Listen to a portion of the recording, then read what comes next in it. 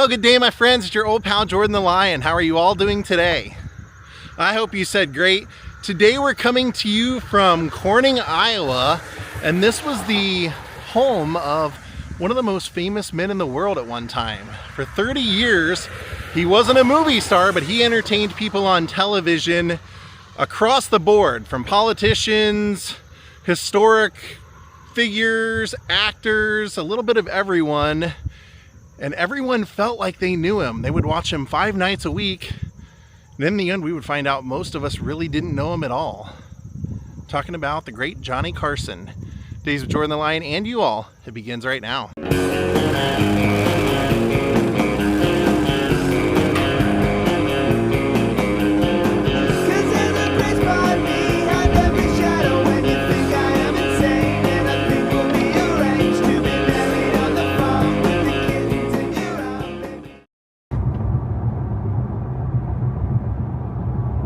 Oh, look at this sleepyhead. Ja, how you doing today? All right, we'll check in with you later. So here we have in this small little house. This was, as you can see on the sign, it says, "Here's Johnny Carson's birthplace." Yes, for the first 8 years of his life, this was the family home before they moved to Nebraska. And the reason I say his career kind of, I guess you could say, started here is because his personality was what made Johnny.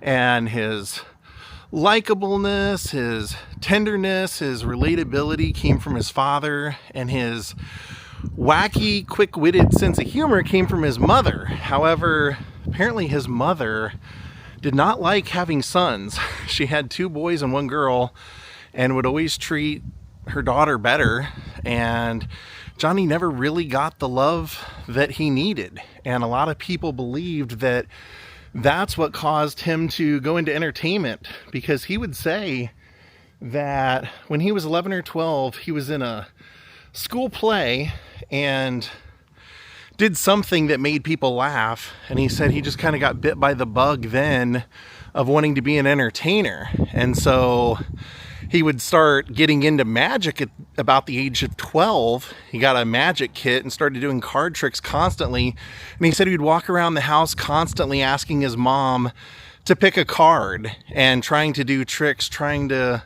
win her over, and would actually end up making money throughout his high school days as an entertainer. He would be doing magic shows, performing as the great CARSON, and he actually would say the greatest gift he ever got in his life was this, I guess it was like a kind of a blanket that he could put over tables for his magic act that his mom got him. And so that kind of tells you a lot about him. If he struggled to have a good relationship with her throughout his life, and then he would say that that was his favorite gift. And when I say they had a strained relationship, you know, throughout his life, he would be an entertainer, and you would think that she would be very proud. But whenever she was asked, you know, there were times she would be interviewed, she would say, "I don't think he's that funny," or "I don't think this is the job for him." When he got the Tonight Show, she said, "Well, Jack Parr's controversial and Johnny's not controversial. I don't know how he'll do well at this." And then later on, once he was successful, like 10 years in to hosting the Tonight Show,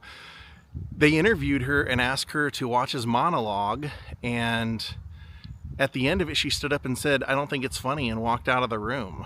But what's crazy is, for as much as he never could get validation from her in life, after she passed away, in her closet, he found a box, and it contained clippings of his entire career. Let me see. I know sometimes, occasionally throughout the year, they do tours, but I couldn't find a schedule online. So let's see if we can see anything through the windows.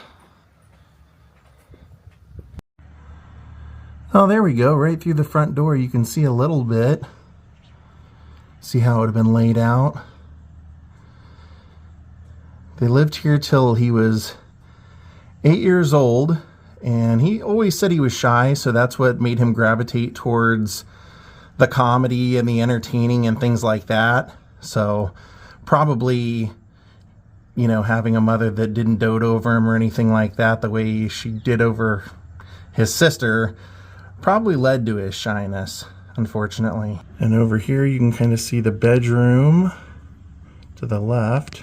So that's about the only window that we can actually see in. Everything else has curtains. I would assume it's to block out the sun, to keep everything looking nice and not letting it fade. But how Johnny actually became the great Johnny Carson, like we see on here.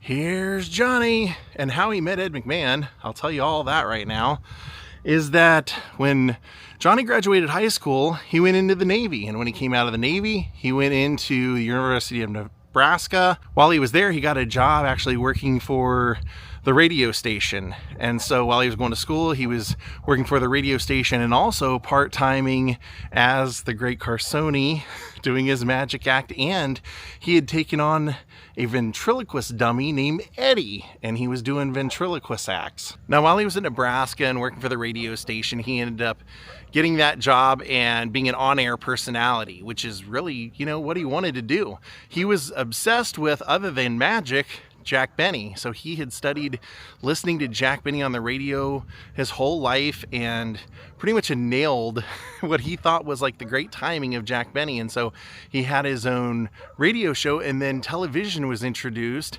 and his radio station actually got a TV channel. So it was now WOW TV, and he had his own television show called Squirrel's Nest. And so he did that for a while and was pretty successful working there for about 2 years, and then decided he and his wife, who actually was his magician's assistant in college, they had gotten married and had a child.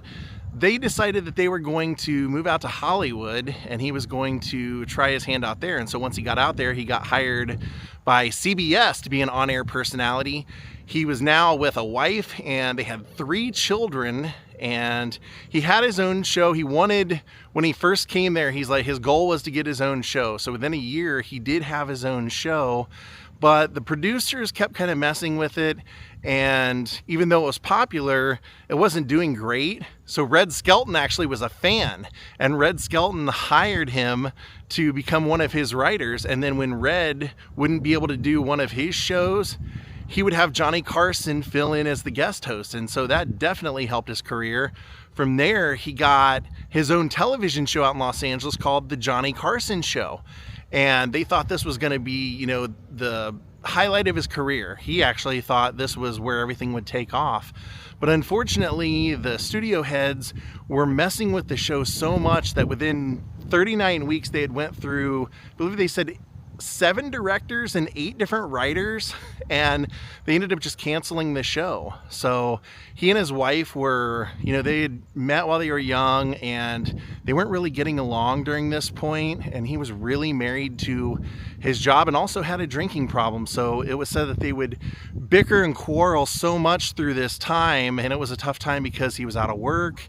He wasn't able to find much work. He tried to do a stand-up act, and that wasn't very successful. So he actually got hired by ABC to go out to New York and host a game show. Now that probably was the best thing that could happen to him, because one of his strong points was interacting with people, because he was, you know, very good off the cuff. And so hosting a game show, he could definitely do stuff like that. He could interact with the guests, and for 2 years he was very successful. The show was very successful, but unfortunately his marriage was falling apart, and so his wife filed for divorce, and he started dating a new woman named Joanne, who actually worked for the network of NBC, and she apparently was a fan of his. Outside of, you know, dating him, she really thought he had a lot of talent. So The Tonight Show had been big when television started. It was hosted originally by Steve Allen, and then Jack Parr took over, and Jack Parr had made it kind of a controversial show, but he had decided to leave, and they were going to find a new host, and she was pretty high up in NBC and really rallied for Johnny Carson to be the next host. And so they offered him the gig, and he turned it down initially. He said, those are way too big of shoes to fill. And he actually thought, I know what kind of work goes into this show, and if I do this show, our relationship will suffer and it will end. So she said, no, as long as you make me a part of the show, like as long as we do this show together, it'll be fine. So that's what they did. She basically ran the show for him when he started out up there in Rockefeller Center. When the Tonight Show started with Johnny Carson, she was helping him run the show, and then they got married. And what's crazy is that for the first year, the Johnny Carson we saw on TV and how great he was and how funny he was, and he could even take a bombing joke and turn it funny. Initially, when he took over the show, they said he was uptight, stiff. There was actually consideration that he may not be successful at this and that the show would probably fail. But within a few weeks, he kind of relaxed and became the Johnny that we knew. He was likable, flirtatious, witty. I mean, he for some reason, he related to so many people. And within a year, he was a national star. Everyone knew who he was. And over the next 10 years, he'd become the biggest host on television. Almost every single late night host since Johnny Carson has cited Johnny Carson as being their inspiration, and he just had whatever it was that people loved. He just knew how to bring it, and he was real. He didn't get political. He would tell political jokes from both sides, but he never took a political stance. And he said the reason that was because he said, I realize how much power my slot holds, my late night show. He was doing a 5-night show for 1 hour and 45 minutes a night. He said, I realize that is a tremendous amount of power, and that also means a tremendous amount of ability to sway people, and that's something that shouldn't be taken lightly. So he always felt that, he would make little jabs here and there, but he never took a side when he was doing his show. So after about a decade of having the show out in New York, he decided if he moved it to Los Angeles, he could get more guests because more people lived out there and could be regular guests on the show. And so he did, in fact, move the whole operation out to Burbank. And that's where he would do the show for the rest of his career. He would do it for 30 years.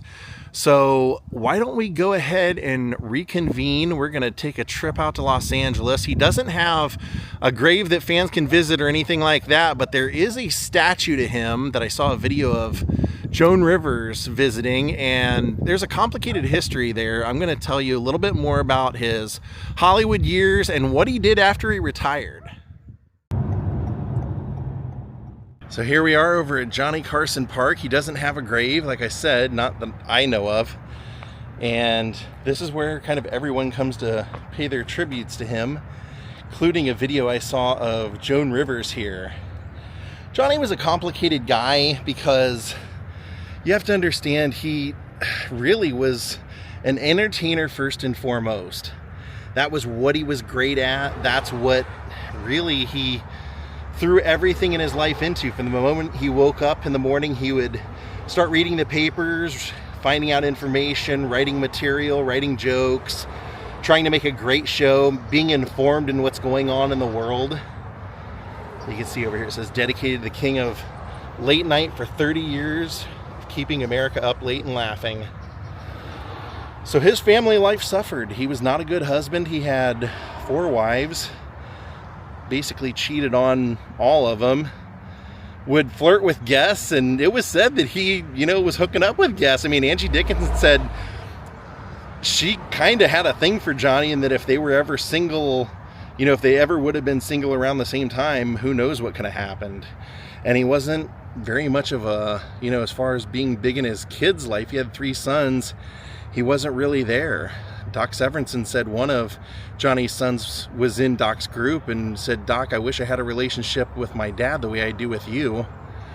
Johnny did end up taking care of all of his kids financially and everything their whole life, but he did the show for 30 years, and Joan Rivers was one of his trusted, most confidant people in his life. That he loved her comedy, he liked her as a person, and so he started making her a reoccurring guest host. And she was so popular because she was very funny. She was so popular that eventually Fox offered her own show, and she accepted. This caused a rift between her and Johnny that never ever would be fixed. They never ever mended fences. That's why she was out here in that video I saw talking to him, saying, why couldn't you forgive me? And basically what happened was he was hurt that she didn't even come and tell him that she was going to take the job, didn't ask for his blessing or anything like that when he had given her a platform. And he had to find out. He actually found out the day before, or like the night before she announced it on TV, that she was taking that job or taking her own show. So he was very disrespected that she didn't tell him. And she said when she called him to tell him, as soon as he heard her voice, he hung up on her, and she knew that he already knew. So Johnny ended up retiring after 30 years. He actually wanted David Letterman to take over the show. You can see down here it says Johnny Carson Park, City of Burbank. He wanted Letterman to take over the show, and they gave it to Jay Leno. So when Johnny made his return to TV a couple of years after his retirement, he went on Dave's show. And they joked about it. So what did Johnny do after he retired? He went to Africa and, I kid you not, learned Swahili. It was said by his friends that he could go over there and he would tell them jokes in their native language. They'd get off the airplane at the airport and he'd start talking to people, second nature. In the end, he was a very charitable man. He made a lot of money, and when he died, he left over $150 million to go towards causes. So he entertained us nightly, maybe missed, a lot in his family life, but he had a love for entertaining, and he entertained millions nightly. Set records. When he had Tiny Tim's wedding on his show, I think it was the most people that had ever watched a television program. Rest in peace, Johnny Carson. One of the coolest things I've got to do on my travels is go to the National Comedy Center in Jamestown, New York, where Lucy was from, and they have Johnny Carton's curtain. They have that multicolored curtain. I got to take a photo in front of it, so I'll share that with you guys now. Thank you everyone for watching. I hope you enjoyed learning about Johnny's background and all the great things he did and what a character he was. Have a great night, everyone. We'll see you next time from Los Angeles, California. Goodbye.